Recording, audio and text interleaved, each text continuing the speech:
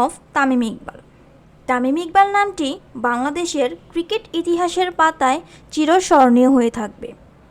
তার মতো একজন হার্ড হিটিং লেজেন্ডারি ওপেনার ঠিক এখন পর্যন্ত আমাদের দেশে আর দ্বিতীয়টি নেই। তামিম ইকবাল একজন বাংলাদেশি ক্রিকেটার। জন্ম 20 মার্চ 1989 চট্টগ্রামের কাজীর দেউরিতে।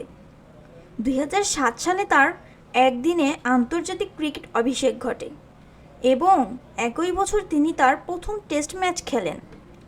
2007 ওয়ার্ল্ড কাপে ইন্ডিয়ার বিপক্ষে তামিম তার স্বভাবসুলভ আগ্রাসী ব্যাটিংয়ের মাধ্যমে ক্রিকেট বিশ্বকে নিজের আগমনী বার্তা দেন। তিনি বাংলাদেশের হয়ে 3 ফরম্যাটে মোট 391টি আন্তর্জাতিক ম্যাচে বাংলাদেশকে রিপ্রেজেন্ট করে।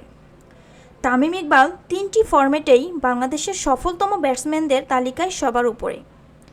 আন্তর্জাতিক ক্রিকেটের 3 সংস্করণেই তার সেঞ্চুরি রয়েছে এবং বাংলাদেশি ক্রিকেটার হিসাবে তিনি আন্তর্জাতিক ক্রিকেটে 10,000 রান করেন। এছাড়াও তামিম ইকবাল একমাত্র বাংলাদেশি হিসাবে ক্রিকেটের 3 সংস্করণ মিলিয়ে 20টি সেঞ্চুরির অধিকারী। বর্তমানে তিনি টেস্ট, ওডিআই ও টি-20 মিলিয়ে বাংলাদেশি হিসেবে সর্বোচ্চ রানের অধিকারী খেলোয়াড়। তিনি 2010 থেকে 2011 সাল পর্যন্ত বাংলাদেশের জাতীয় ক্রিকেট দলের সহ অধিনায়ক হিসাবে দায়িত্ব পালন করেন। বছরের পর বছর ধরে তামিম নিজেকে বাংলাদেশের সবচেয়ে নির্ভরযোগ্য ওপেনার হিসেবে প্রতিষ্ঠিত করেছেন। আন্তর্জাতিক ক্রিকেট অঙ্গনে বাংলাদেশের কিছু বিখ্যাত জয়ে তামিম ইকবালের গুরুত্বপূর্ণ ভূমিকা রয়েছে।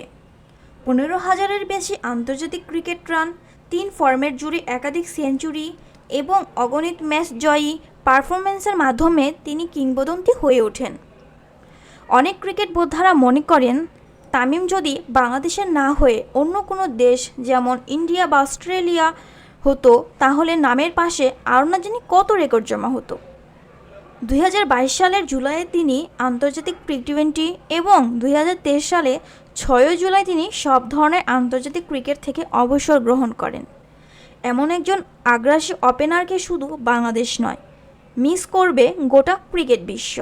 ভিউয়ার্স, আজ এই পর্যন্তই। দেখা হবে অন্য কোনো ভিডিওতে অন্য কোনো এক সেরাদের সেরা সব কীর্তি নিয়ে।